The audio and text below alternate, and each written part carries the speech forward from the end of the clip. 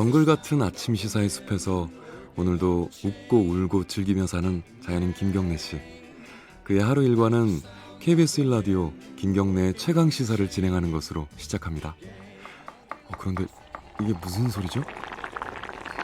아침부터 열심히 준비한 자연인 김경래의 밥상 같이 드셔보실래요? 후회 없는 아침, 건강한 시사 김경래의 최강 시사. 네, 독도에서 벌어진 헬기 추락 사고 좀 얘기 좀 나눠보겠습니다. 지금 실종자 수습이 진행 중인데 좀 난항을 겪고 있죠. 헬기 동체는 어제 인양이 됐고요. 뭐 아직은 뭐 사고 원인 이런 것들을 정확하게 얘기를 할 수 있는 상황은 아닌 것 같은데, 그래도 지금까지 상황들을 좀 보면서 좀 예측이나 전망을 좀 해보겠습니다. 베테랑 기장님을 좀 스튜디오에 모셨습니다. KBS 헬기를 운항하고 계시는 분입니다. 군에서도 경험이 있으시고요. 김성훈 기장님 모셨습니다. 안녕하세요. 안녕하십니까. 예. 이 헬기 사고들은 그냥 일반인들이 보기에는 뭐 잊어버릴 만하면 한 번씩 나요. 그 저희들이야 뭐 또 사고가 크게 났구나 이렇게 생각하지만은 헬기를 직접 모시는 입장에서는 보실 때마다 이거 참 어떻게 생각해야 되나 좀 뭐랄까요. 가슴이 철렁철렁 내려앉으시겠어요. 예, 맞습니다. 안타깝게도 계속 뭐 해상, 육상을 막론하고 사고들이 이어지고 있는데 네. 그만큼 이제 헬기를 이용한 모든 임무들이 다 어렵겠지만 특히 이런 구조 임무들, 특히 야간에 해상에서 이루어지는 이제 구조 임무들은 그 기상 환경이라든지 아니면 시간대라든지 임무 난이도 이런 것들이 굉장히 어렵거든요. 임무 여건이 굉장히 열악한 편입니다. 예. 마이크를 조금만 가까이 대시면 예, 감사합니다. 아까 제가 말씀드렸는데 그 군에서도 경험이 있으시고 지금 KBS에서도 헬기를 모셨는데 그 경력이 한 어느 정도 되시나요? 예, 제가 군에서 13년 동안 헬기 조종사로 근무를 했습니다. 주로 이제 링스라는 해상 작전 헬기를 조종했고요. 네. 뭐 수상에서 뭐 대잠수함 작전이라든지 아니면 탐색 구조 임무, 뭐 교육 훈련 뭐 이런 임무들을 수행을 했고요. 이제 전역 후 KBS에 와서는 17년째 방송 취재 헬기를 조종을 하고 있습니다. 그 아까 그 해상에서 운행하는 헬기 그거는 좀 난이도가 높다고 하셨잖아요. 그 왜 그런 거예요? 예, 주로 해상 같은 경우는 만약 이제 기체에 결함이 생긴다든지 이상이 있었을 때 비상 착륙을 할 수 있는 그런 여건이 어렵습니다. 그리고 특히 이번 사고처럼 야간 같은 경우는 주로 저고도에서 이루어지는 경우가 많고요. 사람을 구조해야 되는 그런 임무들 특성상. 그리고 야간은 이제 주간하고 틀리게 육상이나 주간과 틀리게 시각적으로 참조물들을 확인을 해가지고 항공기의 자세, 속도, 고도, 방향 이런 것들을 유지하는 게 힘듭니다. 그래서 이제 계기나 항법 장비들에 많이 의존을 하게 되죠. 그러다 보면은 뭐 집중력도 많이 소모가 되고, 그다음에 난이도가 상당히 높은 편입니다. 그렇군요. 육상이 더 어려울 것 같은데 그게 아니라 앞에 아무것도 안 보이는 거죠. 예. 그냥 까만 거밖에 없는 거죠. 해상에서 밤에 하면은. 특히 이제 독도 같은 경우는 외해에 있기 때문에 칠흑같이 어둡죠. 그래서 이제 항공기의 자세라든지 속도 고도를 유지하기 위해서는 기내에 있는 비행 계기들에 의존을 할 수밖에 없는데 그렇게 되면은 상당히 집중력과 그 피로도가 높아지는 편입니다. 그렇군요. 이번에 사고를 보면은 그 이제 구조할 일이 생겨서 이제 손가락이 잘렸다고 얘기를 하죠.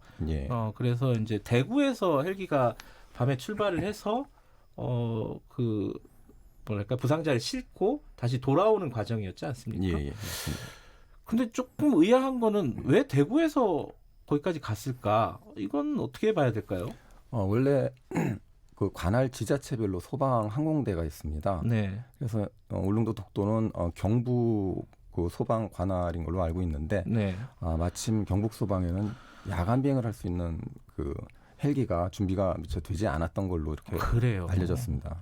그리고 해상 사고 같은 경우는 주로 해경에서 전담을 하고 있었는데 그것도 뭐 동해 쪽에 해경 항공단이 이제 강릉하고 포항에 배치가 돼 있는데 아마 그쪽에서도 가용한 전력이 준비가 안 됐던 걸로 알고 있습니다. 그래서 마지막으로 대구 달성에 있는 중앙 119 구조본부에 있는 헬기의 구조 요청이 들어와서 거기서 울릉도를 경유해서 급유를 하고 독도까지 가는 데만 한 400km 정도 됐더라고요. 아, 예, 그래서 여러 차례 이착륙을 거치고 만약 임무를 완수하게 된다면 다시 귀환할 때까지 한 3시간 반 정도를 중단 없이 계속해서 야간 심야 시간대 장거리 해상 비행을 해야 된다는 그런 어려운 비행을 수행했던 것 같습니다.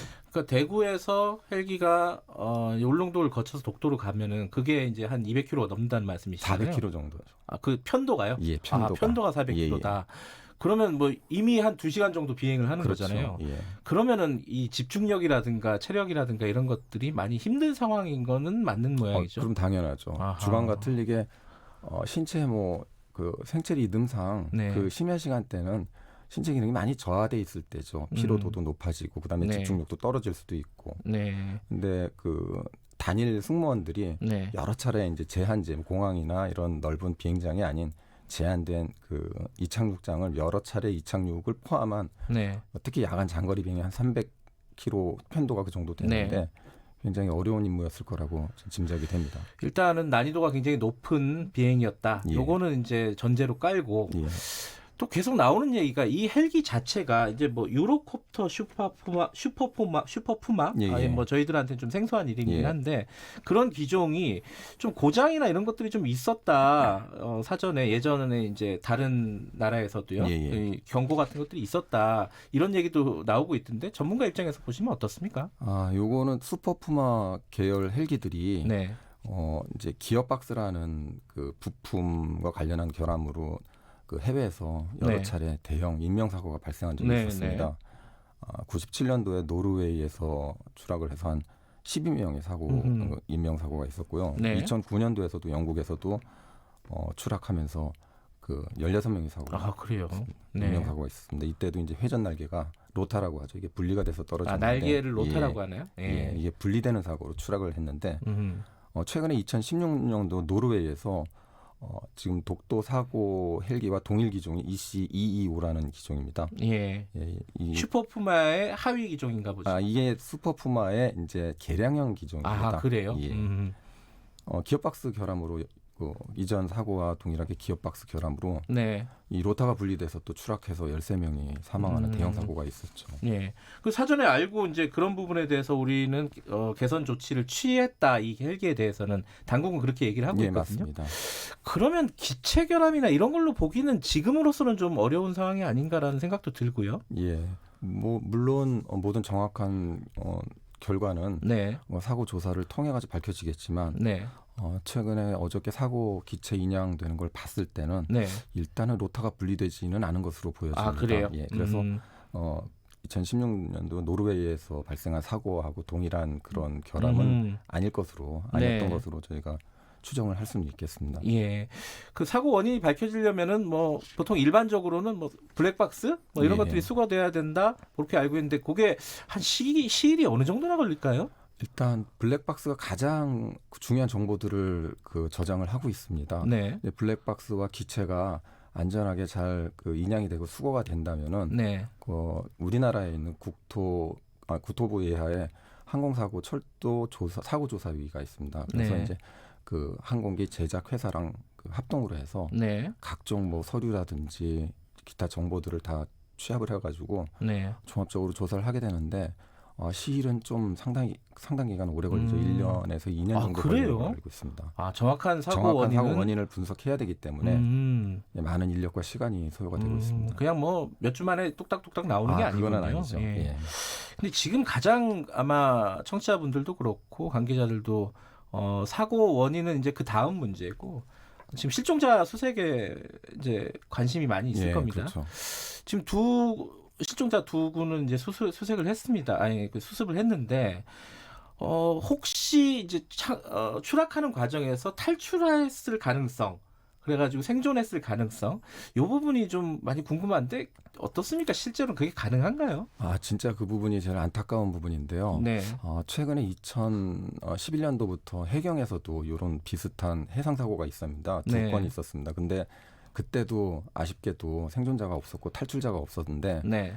그 이유를 짐작을 해보면은 되게 이제 구조 임무들은 해상 특히 야간에서는 네. 저고도에서 이루어지기 마련입니다. 그렇죠. 예, 그러다 보니까 해상에 이렇게 착수했을 때 그 탈출할 수 있는 여건이 잘 조성이 돼야 되는데 대부분 이제 충돌 내지는 해상에 추락한 형태로 이렇게 들어가기 때문에 아마 그 침수가 빨리 이루어졌을 겁니다. 침몰이. 그래서 빠져나올 수 있는 시간적 여건이 굉장히 어려웠던 것으로 이렇게 추정이 됩니다. 좀 냉정하게 얘기하면 가능성이 그렇게 높지는 않다. 예, 안타깝지만 예. 그 전에 사고에서도 생존자들이 없었던 걸로 봐서는 저만 그렇게 희망적이지 않은 것 같습니다. 예. 근데 지금 인양을 했는데 그 안에 어떤 실종자들이 없었습니다. 예. 이거는 어떻게 봐야 되나요? 유실이 됐다고 봐야 되나요? 예, 그 인양 과정에서 네. 그분들이 유실이 됐을 수도 있고요. 네. 그다음에 해상에 충돌하는 그 과정에서 이제 심한 충격으로 인해 가지고 기체가 손상이 된 경우에는 네. 안에 계셨던 분들이 외부로 이렇게 바깥으로 이탈이 예. 되는 그런 경우도 예상을 해볼 수가 있기 때문에 네. 예, 그런 다양한 그 상황이 있을 수 있습니다. 근데 그 뭐 실종자 수습도 지금 만만치가 않은 상황이고요. 지금 이 방송 끝나고 또 오늘 비행을 하러 가시는 길이신 거죠? 예, 오전에 저 또 임무 때문에 비행을 해야 됩니다. 아이고, 이 참 어쨌든 안전이 최우선이니까요. 당연합니다. 안전이 최우선입니다. 예, 알겠습니다. 오늘 바쁘신 와중에 나와주셔가지고 여러 가지 도움 말씀 주셔서 감사합니다. 감사합니다. 예, 헬기 운항 경력 29년 차십니다. KBS 김성훈 기장과 사고 관련 얘기 좀 나눠봤습니다. 고맙습니다. 감사합니다.